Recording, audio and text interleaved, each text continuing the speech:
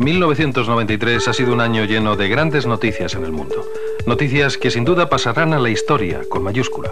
Afortunadamente este año, las más importantes han señalado hacia una posible paz, como las que nos llegaban desde el Próximo Oriente y desde Honduras, pero a la vez hemos tenido otras muchas nuevas noticias con aire bélico, como las de Somalia o Argelia.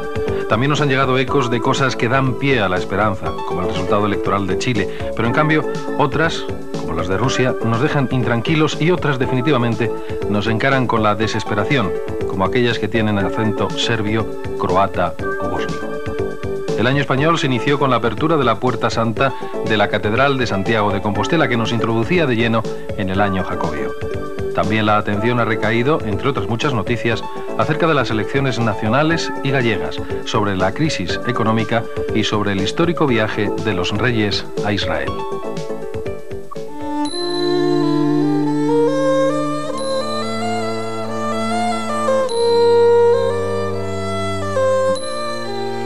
En contraste con el año 92, que fue un año eminentemente deportivo, el año 93 se presentó como un año cultural y religioso. Iba a ser un año santo, el año del Jacobeo. Junto con las de Roma y Jerusalén, Santiago de Compostela es una de las peregrinaciones más importantes que puede hacer un cristiano en su paso por el mundo. A pesar de que existen dos caminos para llegar a Compostela, la ruta más frecuentada desde la Edad Media es la que se inicia por el paso de Roncesvalles. Aquí, las cruces que salpican el camino recuerdan la que hiciera Carlomagno por consejo del apóstol para rezar a Compostela. Unidas las dos rutas en Puente la Reina, las flechas amarillas indican el itinerario a seguir, después de Navarra. Paso siguiente, La Rioja, uno de los ejes alrededor del cual cristalizó la civilización en que vivimos. Santo Domingo de la Calzada, San Juan de Ortega. Más tarde llegan las duras etapas de Tierra de Campos. Se apresuran los pasos, pese al cansancio, cuando se llega a las tierras gallegas. La meta está cerca. En el año de 1993, desde la apertura de la Puerta Santa de la Catedral de Compostela, 7 millones de turistas y peregrinos, más del doble de la población gallega, dirigieron sus pasos a Santiago.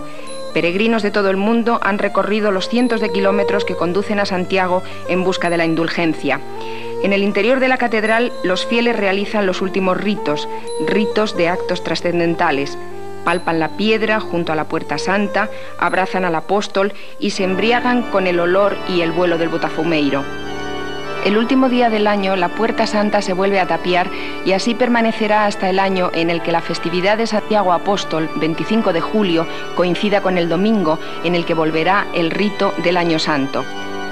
El príncipe de Asturias presentó, en nombre de su padre el rey, la ofrenda nacional con la que se conmemoraba la traslación de los restos del apóstol desde Jerusalén a las costas gallegas. Su ofrenda coincidió con el cierre del Año Santo 1993 en una ceremonia presidida por Monseñor Rouco, acompañado por el presidente de la Xunta, Manuel Fraga. Se cerraba una puerta, se cerraba un año, 1993.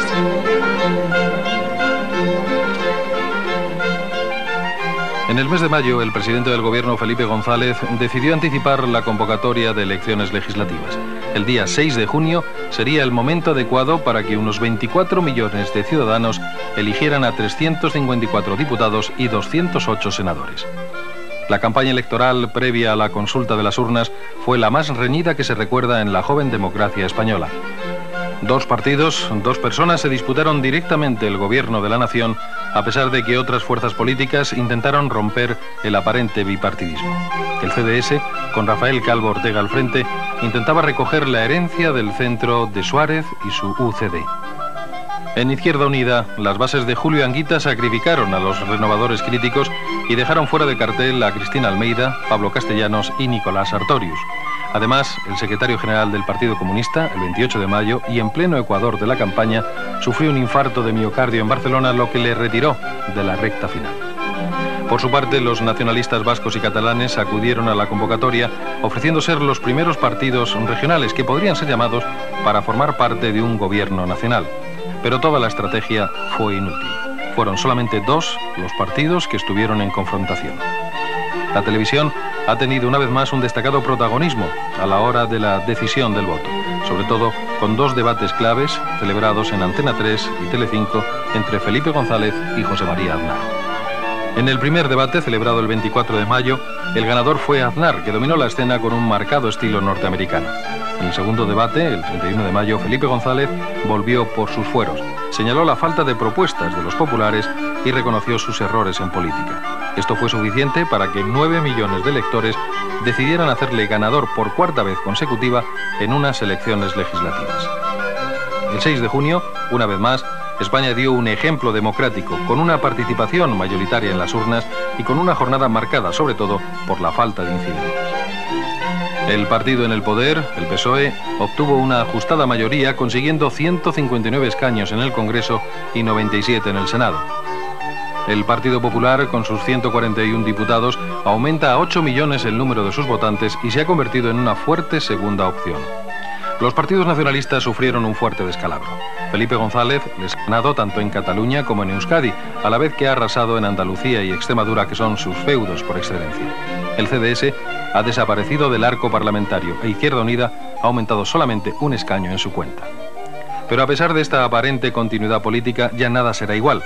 La mayoría ha sido muy justa y por primera vez en esta reciente etapa política española, otro partido ha tenido oportunidad de ganar. Manuel Fraga también convocó las elecciones autonómicas gallegas anticipadamente, en su caso para el domingo 16 de octubre. El fundador del Partido Popular superó la barrera del 50% de los votos, consiguiendo un grupo parlamentario de 43 escaños sobre un total de 75 e infringiendo un severo descalabro al PSOE, que perdió 9 de los 28 escaños conseguidos en 1989. Fraga no solo consiguió la mayoría parlamentaria en las 4 provincias gallegas, sino que además logró la mayoría en más del 90% de los municipios. Únicamente en La Coruña, Manuel Fraga no alcanzó el listón del 50% de los votos. Otros triunfadores de estas elecciones fueron los integrantes del Bloque Nacionalista Galego, liderados por Xosé Manuel Beiras, que consiguieron 13 escaños, 8 más de los que tenían antes de estos comicios. Las demás fuerzas políticas se han convertido en extraparlamentarias, pero con una presencia.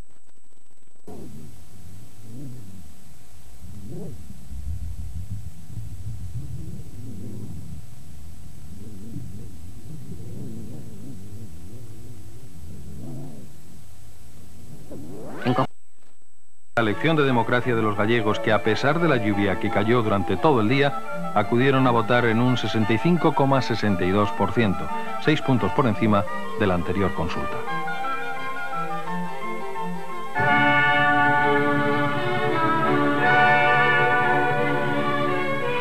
Además de las victorias y las derrotas de las urnas, 1993 nos traía otro tipo de victorias y derrotas políticas. El 17 de noviembre, el Tribunal Constitucional hacía pública la sentencia sobre la Ley de Seguridad Ciudadana. Anuló la denominada patada en la puerta, el registro de un domicilio sin autorización judicial dentro de la lucha contra la droga y avaló la retención policial para identificaciones. Como consecuencia de este dictamen y en coherencia con su reiterada promesa, José Luis Corcuera dimitió como ministro de Interior. La lucha antiterrorista no estuvo protagonizada únicamente por los gobiernos central y vasco. El principal rechazo a ETA se sintió más que nada en la calle. El secuestro durante 117 días del ingeniero Julio Iglesias Zamora movilizó a sus compañeros de la empresa y a la sociedad vasca en general. Los ciudadanos plantaron cara a los terroristas con 2 pacíficas armas: las manifestaciones en silencio y un lazo azul en el pecho. La indignación de los vascos aumentó aún más con el asesinato en noviembre de Joseba Goicoechea, militante del PNV y uno de los hombres fuertes de la Policía Autónoma Vasca. Mirando hacia afuera desde nuestro país, España contribuyó durante todo el año a buscar en la antigua Yugoslavia una paz que parece no llegar nunca. Más de 1000 cascos azules españoles voluntarios han desarrollado en Bosnia labores humanitarias. Algunos de ellos, 11 concretamente, dejaron allí su vida. Sobre esta guerra tuvo oportunidad de hablar el presidente Felipe González con el presidente Clinton en Washington. Fue la primera entrevista de ambos y sirvió para cambiar impresiones sobre las relaciones bilaterales y los principales acontecimientos mundiales. De histórica se puede calificar la visita que sus majestades los reyes de España realizaron a Israel.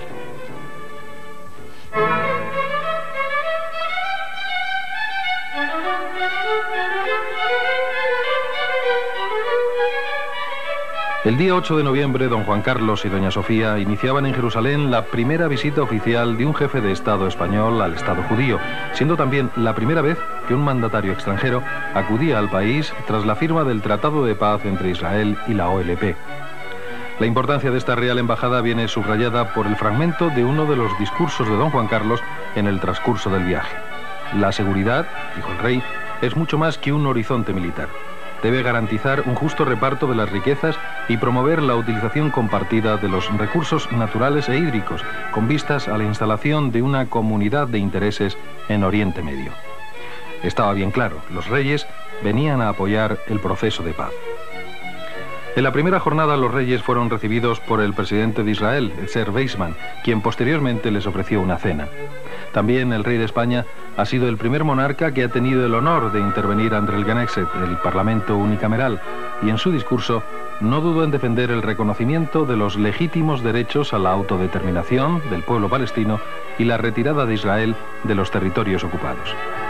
Por su parte, el primer ministro israelí, el laborista Isaac Rabin, quien presentó a don Juan Carlos ante la Asamblea, destacó que con la visita de los reyes, los sueños se hacen realidad. Acabó pidiendo a los invitados españoles que hagan de puente con el mundo árabe para reforzar la paz. Por una cortesía especial, el rey pudo expresarse en castellano y por esa misma cortesía, los miembros del Parlamento fueron autorizados a aplaudir. En el transcurso de una audiencia concedida en el Consulado de España, situado en el sector árabe de la ciudad de Jerusalén, una nutrida delegación de personalidades palestinas solicitaron al monarca que mediara para la liberación de los más de 15.000 presos en poder de los judíos y el retorno de los deportados de los campos de concentración.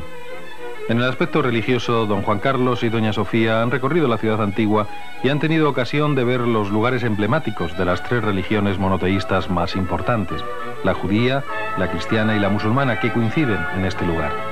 Durante el recorrido por la capital de Tierra Santa no les acompañó ninguna autoridad israelí, dado que la diplomacia española no reconoce la soberanía judía sobre esta zona de Jerusalén.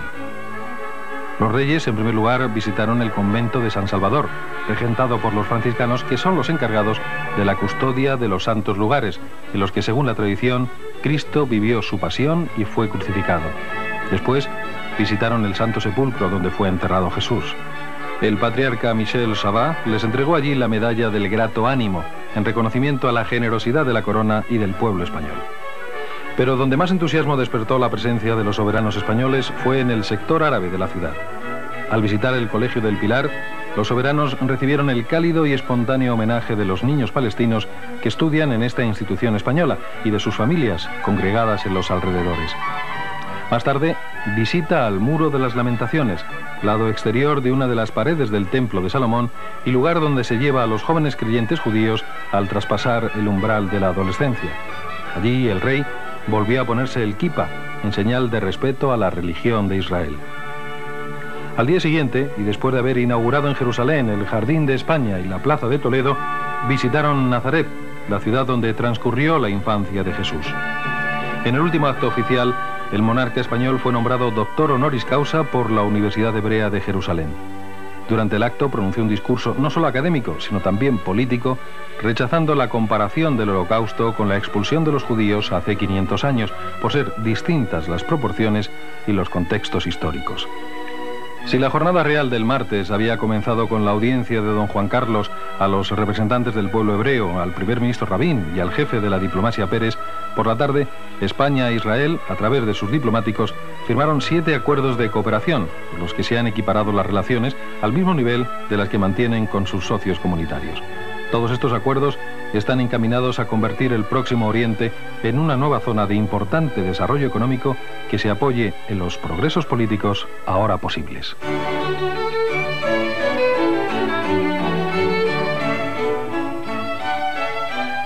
Los grandes protagonistas del año 93 han sido el matrimonio Clinton. Su primer año en la Casa Blanca ha sido bastante complicado, pero lo han superado con buen humor. Los sondeos de opinión, que al principio les eran bastante contrarios, al final del año les concedían un modesto aprobado. Por su parte, el Congreso elevaba la calificación a un notable y, obviamente, a Hillary le daba matrícula de honor.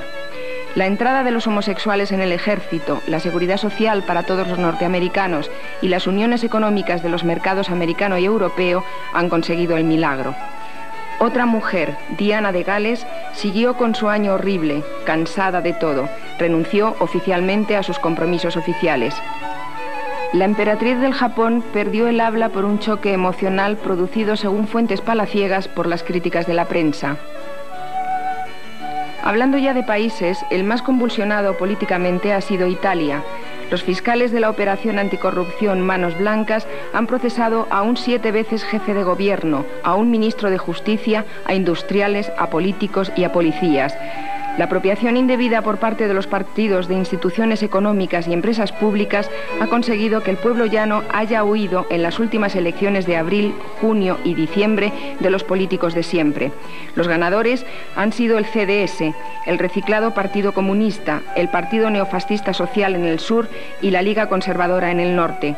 Una cosa está clara, la Italia que empieza el año 94 no se parece en nada a la que empezó el año 93.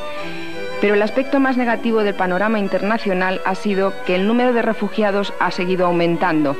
El pasado año, una media de 10.000 personas al día se veían obligadas a abandonar sus países de origen. Abandonaban su hogar por miedo a un conflicto étnico o por la persecución política, como en Burundi o en Azerbaiyán. Nadie sabe cuántos han muerto en su escapada hacia un lugar seguro, expuestos al hambre o a las enfermedades. Sin embargo, sigue siendo el Cuerno de África la parte más deprimida de la Tierra. Millones de personas viven en situación crítica por culpa de la sequía, el hambre y las guerras. En Somalia, la operación Restaurar la Esperanza ha llevado la ayuda humanitaria, pero la guerra sigue sumiendo al país en la anarquía y el caos. Los enfrentamientos entre clanes rivales y el señor de la guerra, Mohamed Farad Aidid, han conseguido que todo se convierta en una pesadilla. Para intentar paliar en cierta medida estos horrores, el Papa Juan Pablo II ha viajado una vez más para empujar a la paz. En 3 lustros de papado ha realizado 61 viajes apostólicos a 107 países, con la inquietud de devolver a la sociedad las señas de identidad cristiana perdidas. También ha tenido tiempo para preparar una nueva encíclica, Veritatis Splendor, y para demostrar que España sigue teniendo un sitio en su corazón. Es una grande conmoción de encontrarse en el lugar talmente histórico, donde empezó la historia del mundo, de nuestro mundo, el nuevo mundo, de todo mundo, globo terrestre. Un escalofrío recorre el norte de África. El peligro del integrismo islámico ha encontrado entre las clases más desfavorecidas de Egipto y Argelia un fácil arraigo. En Argelia, el peligro de que los integristas ganaran en las urnas dio cerrojazo hace 2 años al proceso democrático recién empezado. Desde entonces, una ola de atentados, primero contra políticos e intelectuales contrarios al fanatismo y desde noviembre a extranjeros, ha puesto en peligro la estabilidad de un país a los 30 años de su independencia. También en Egipto, a causa de la extrema pobreza, los atentados se suceden y se ha creado una policía para proteger a los turistas.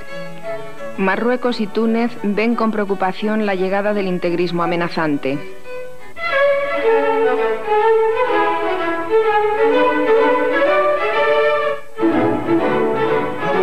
Tras 40 y tantos años de espera y en menos de 2 semanas, se ha hecho realidad la apuesta histórica de trazar un camino para la paz entre palestinos e israelíes.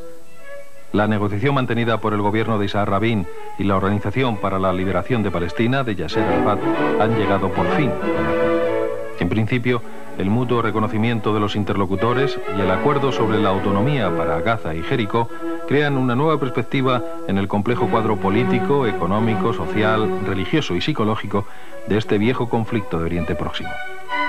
Después de la Primera Guerra Mundial, tras la firma de la paz, el nombre de Palestina se adjudicó solamente a la zona puesta bajo el mandato británico, sin tener en cuenta para ello otras razones históricas o étnicas. Sin embargo, los problemas no empezaron a surgir hasta la Declaración de Balfour en 1917. En esta polémica declaración se establecía en Palestina una patria nacional para el pueblo judío que muchos siglos antes ya había habitado en esta zona. Esta imposición hizo que se despertara la hostilidad árabe, que temía que los judíos fueran en su día más numerosos e importantes que ellos. Los acontecimientos posteriores han demostrado que ese miedo no era infundado. Aunque en un principio Gran Bretaña intentó contener la inmigración judía, el movimiento sionista empezó enseguida con la lucha armada, el terrorismo y la organización de redes de inmigración clandestina. Para intentar contener estos riesgos, en 1947 Palestina fue confiada al mandato de la ONU y se adoptó un plan de partición del territorio en dos estados, uno judío y otro árabe. El reparto daba a los judíos el 56% del territorio y a los árabes se les adjudicaba el 44%. Tras la Tercera Guerra Árabe-Israelí de 1967, conocida como la Guerra de los 6 días, Israel ocupó por la fuerza Gaza y Cisjordania, que en el discutido reparto anterior habían correspondido a los árabes. Esta ocupación de estos territorios ha tenido desde su inicio una amplia contestación en el mundo árabe que nunca ha reconocido al vecino impuesto. Para luchar contra el avance judío se organiza el Movimiento Nacional Palestino, que agrupa al conjunto de movimientos clandestinos que persiguen, desde entonces, la creación de un Estado con los mismos derechos que el vecino no reconocido. Para que la comunidad internacional aceptara este deseo, ya en 1956, mucho antes de la Guerra de los 6 días, había nacido en Gaza la facción de Al-Fatah, dirigida por Yasser Arafat. Más tarde, en 1964, se crea la Organización para la Liberación de Palestina, la OLP.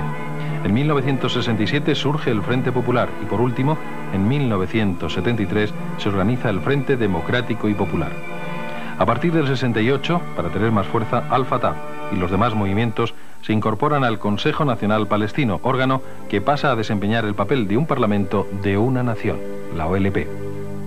Así, en 1975, la OLP pasa ya a ser miembro de la Liga Árabe con todos los derechos de los Estados miembros y, como tal, es reconocida por un centenar de naciones. En la cumbre de Fez de 1982 se adopta un plan de paz en el que se aconseja la creación de un Estado palestino independiente en Cisjordania y Gaza, y de paso se reconoce implícitamente a Israel. Es el primer movimiento para la normalización de la zona. A finales de 1987 se produce un alzamiento, intifada, de la población palestina de Gaza y Cisjordania. La intifada es violentamente reprimida por el ejército judío, lo que conlleva una condena contra Israel por parte de la comunidad internacional, que entonces parece darse cuenta del problema. En 1988, el Movimiento Nacional Palestino proclama el Estado de Palestina, tras haber renunciado Jordania a los derechos históricos sobre Cisjordania a su favor. A su vez, el Consejo Nacional Palestino resuelve aceptar la resolución 242 de la ONU en la que se reconoce al Estado de Israel. En abril de 1989, el Comité Central de la OLP nombra a Arafat primer presidente del nuevo Estado y se aprueba la denominación de Palestina en los textos de la ONU. A partir de este punto, la comunidad internacional no deja de presionar en busca de una solución para la violencia del Cercano Oriente y se pone la primera piedra para ello. Fue en la conferencia de paz celebrada en Madrid en octubre de 1991, en donde por primera vez en la historia se consigue sentar a una mesa de negociaciones a todas las partes implicadas en el conflicto. Tras sucesivas reuniones en todo el mundo, el 9 de septiembre de 1993, Israel y la OLP dan el paso histórico de reconocerse mutuamente y el lunes 13 de ese mismo mes se firma en Washington un acuerdo para conceder la autonomía a la Franja de Gaza y a la ciudad de Jericó, como sede de la capital. El apretón de manos de Isaac Rabin y de Yasser Arafat, ante la sonrisa complaciente del presidente de Estados Unidos, Bill Clinton, sella la base para una reconciliación a las dos orillas del río Jordán. Como testimonio gráfico para la historia, queda el documento firmado por el ministro israelí de Asuntos Exteriores, Simón Peres, y por Mahmoud Abbas, negociador palestino del pacto, miembro del Comité Ejecutivo de la OLP y uno de los hombres que más han luchado por el reconocimiento de Palestina. En el escrito se establece la retirada total de Israel de la ciudad de Jericó y la Franja de Gaza, así como la autonomía parcial en los territorios ocupados. Curiosamente, y por expreso deseo del mandatario norteamericano, el acuerdo ha sido firmado sobre la misma mesa de nogal en la que en 1979 Menachem Begin y Anwar el-Sadat, premios Nobel de la Paz, ratificaron los acuerdos de Camp David. A pesar de los aplazamientos y de que el camino que queda por delante es duro y lleno de espinas, el primer paso, que es siempre el más difícil, ha sido dado y sin duda la paz tan deseada está en el horizonte.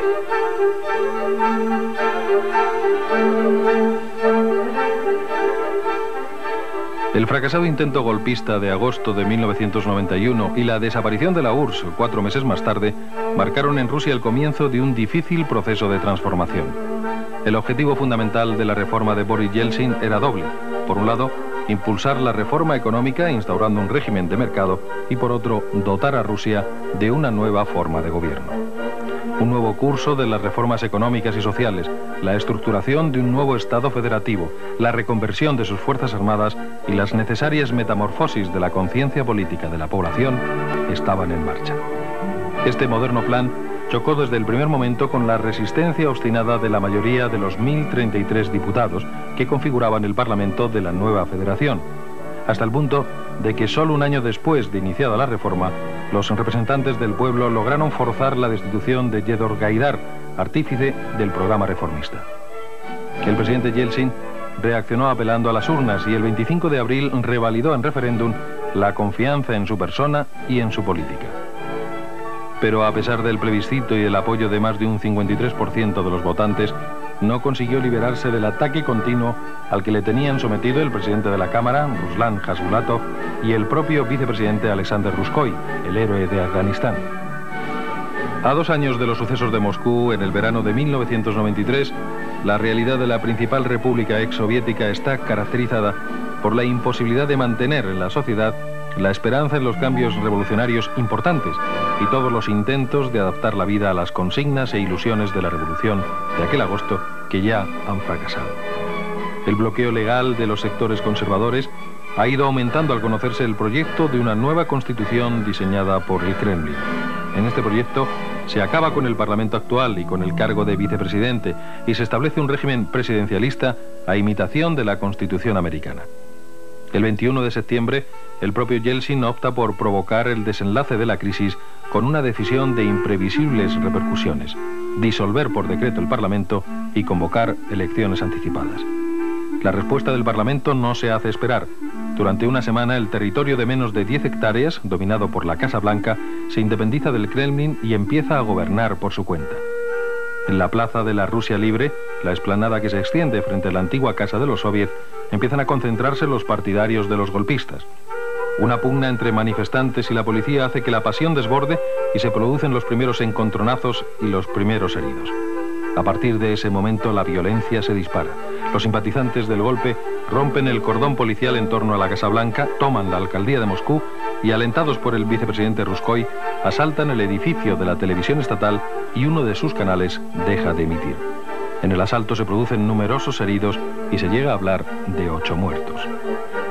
La rebelión ha llegado demasiado lejos y el presidente Yeltsin impone el estado de excepción. Los enfrentamientos continúan y se producen auténticas batallas campales dentro y fuera del edificio de la televisión rusa.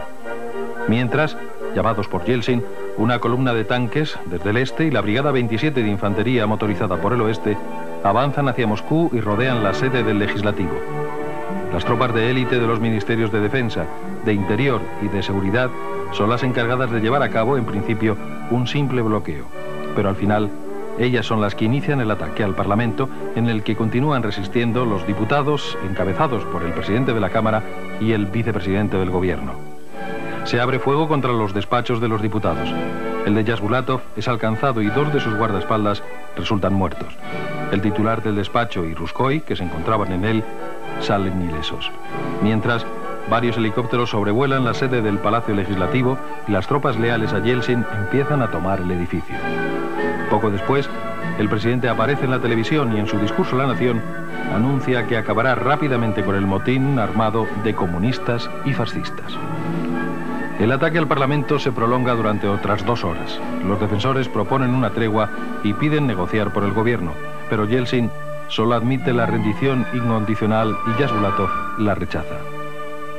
El fuego se apodera de varios puntos del edificio de mármol blanco que aparece completamente negro por el humo. El ministro de Defensa, Pavel Granchev, llega al Parlamento para dialogar con los diputados y convencerles de su rendición. Mientras, Yeltsin impone la censura, el toque de queda y ordena la suspensión de los medios de comunicación no leales. Otra vez se abre fuego de artillería contra el edificio. A las 3 de la tarde, centenares de personas con las manos en la nuca abandonan el reducto, mientras que efectivos del ejército, sin ninguna violencia, les conducen hasta los autocares. Como intento final y a la desesperada, Jasbulatov y Ruskoy ofrecen la rendición si los embajadores de los países extranjeros en Moscú garantizan su vida. Por fin, y a las 5 de la tarde, fuentes de la presidencia anuncian que los 2 cabecillas han sido detenidos. Con las imágenes de los dos detenidos, repetidas por las televisiones de todo el mundo, se pone fin a una aventura nostálgica que ha costado, oficialmente por lo menos, 25 muertos y más de 200 heridos. Pero de este episodio, la verdadera víctima es Rusia. Unos y otros se han quitado la careta. Nada podrá borrar estos días y las elecciones del 12 de diciembre, con el corto triunfo que han supuesto para Yeltsin y la amenaza de los fascistas, abren una ventana a un panorama inquietante.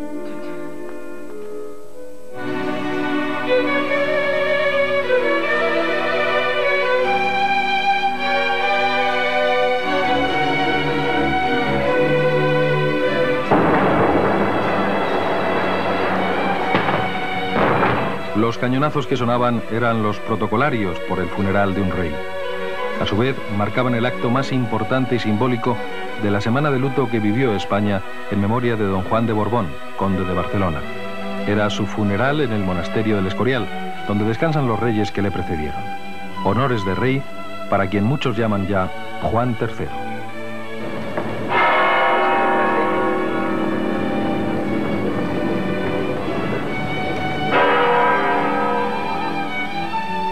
Seis jefes de Estado, 65 miembros de la realeza, 28 representantes de las monarquías reinantes y delegaciones de más de 70 países se daban cita en el Real Monasterio del Escorial para honrar la memoria del hombre que no llegó a reinar, después de haber sido rey por derecho dinástico durante 36 años.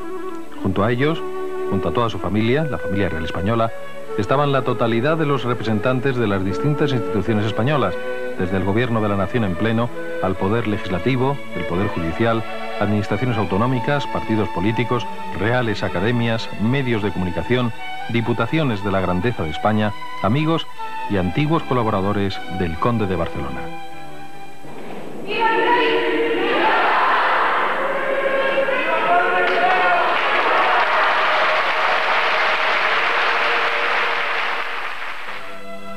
Ese era el grito espontáneo de reconocimiento de los madrileños, en representación de todo el pueblo español, en el funeral más popular que se celebró en la iglesia de los Jerónimos de Madrid. Una iglesia muy ligada a la familia real española, ya que desde el siglo XIV se celebraron aquí los juramentos como príncipes de Asturias, de los herederos de la corona de Castilla. Fue un homenaje multitudinario y sencillo a una de las figuras capitales de la historia contemporánea española. Don Juan de Borbón ha sido un hombre que ha protagonizado desde la discreción y el sacrificio episodios claves de la democracia española. Aquella madrugada del 14 al 15 de abril de 1931, don Juan, acompañando a sus padres, inicia un largo alejamiento de su país que se prolongará durante casi 40 años. El mar, sin duda su gran pasión, fue el primer escenario de su renuncia. Tiene que ser en la Academia Inglesa de Dartmouth, donde completa la formación militar y marinera que ya había iniciado en España y que será, con el tiempo, su gran consuelo. Al finalizar la guerra civil, el rey Alfonso XIII designa a su hijo como príncipe de Asturias, como legítimo heredero de la institución monárquica. Don Juan se convierte así en el jefe de la Casa Real Española.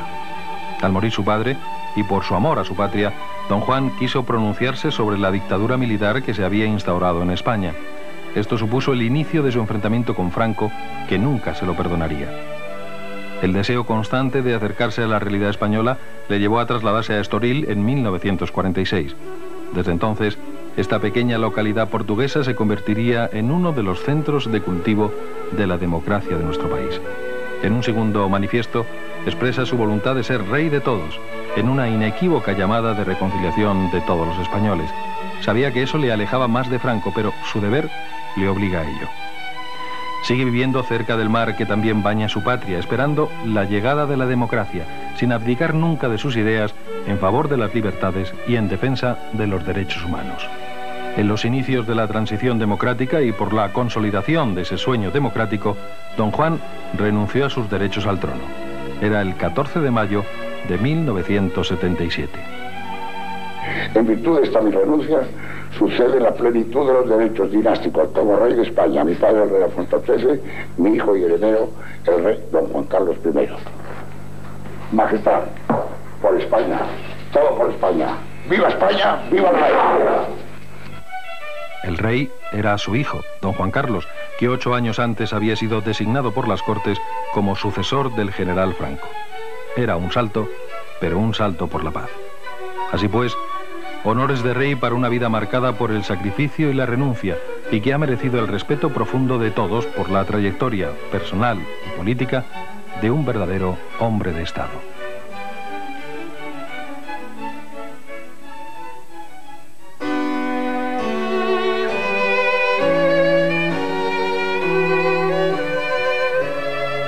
Balduino de Bélgica falleció en Motril mientras dormía durante sus vacaciones de verano. El país de los flamencos y los balones tiene ahora una nueva pareja real, Paola y Alberto de Lieja. El suicidio del ex primer ministro francés Pierre Berenguerois conmocionó a nuestro vecino país. Las causas que se apuntan son la pérdida de las elecciones y las acusaciones de corrupción durante su mandato. En Colombia, en cambio, suspiros de alivio.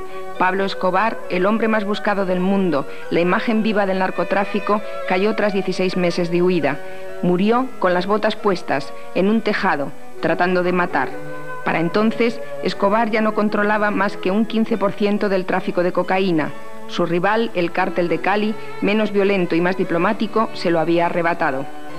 En junio, el mundo del deporte se veía conmocionado por la muerte en accidente de carretera de Dasen Petrovic, antiguo jugador del Real Madrid de baloncesto y que en ese momento jugaba en la NBA americana.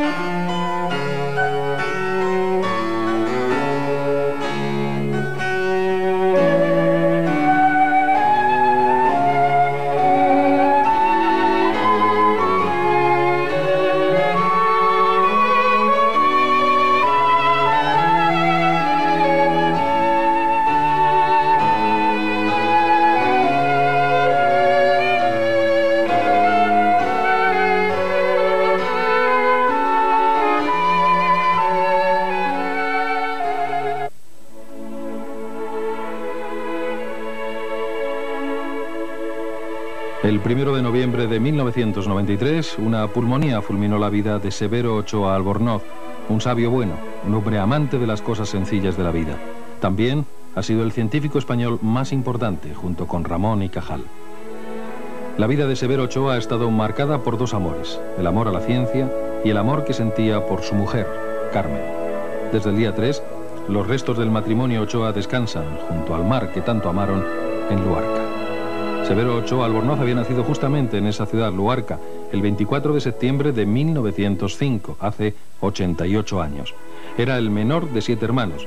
Su padre, abogado, murió cuando Severo tenía solamente 7 años. La familia se trasladó a Málaga. Allí, el futuro premio Nobel cursó estudios de primaria y secundaria y comenzó a interesarse por la fisiología. El verano lo pasaba en Luarca, donde la familia mantenía una casa. En 1922, a los 17 años, Severo Ochoa ingresa en la Facultad de Medicina de Madrid y se hospeda en la célebre Residencia de Estudiantes, donde conoce, entre otros escritores y artistas, a García Lorca, Alberti, Dalí y Buñuel. El joven Ochoa se sentía fascinado por la obra y la persona de Santiago Ramón y Cajal, al que no llegó a conocer personalmente. Bueno, Ramón y Cajal es esa influencia soberana. Ramón y Cajal, yo siempre digo que fue una luminaria en mi vida y la persona a la que yo quise tomar como ejemplo y hacer algo parecido, aunque fuese mucho más pequeño de lo que había hecho él. En 1931, Severo Ochoa se casa con la también asturiana Carmen García Cobian, una amiga de la infancia, a la que conocía desde los 7 años. Carmen estuvo siempre junto a Severo hasta que la muerte lo separó. Fueron 55 años llenos de amor, comprensión y ayuda. Yo siempre digo que lo mejor que yo he hecho en este mundo fue casarme con Carmen, era una mujer extraordinaria. Cuando estalla la guerra civil, el matrimonio Ochoa logra salir de España. El científico desarrolla su trabajo de investigación en distintos laboratorios de Alemania e Inglaterra, hasta que en agosto de 1940 se trasladan a Estados Unidos, donde fijan su residencia. El reconocimiento a su inmensa labor científica le llega en 1959 con la concesión del Premio Nobel de Fisiología y Medicina por la síntesis, por primera vez en un tubo de ensayo, del ADN, el ácido ribonucleico, que es el compuesto básico de la vida. Después de vivir casi 45 años en América, donde realizó una importantísima labor científica, el matrimonio Ochoa se instala definitivamente en España, en enero de 1986. 4 meses después, muere su esposa y compañera Carmen. Un duro golpe del que Severo ya nunca se recuperaría. 7 años de espera para llegar, junto a ella, a su querida Luarca.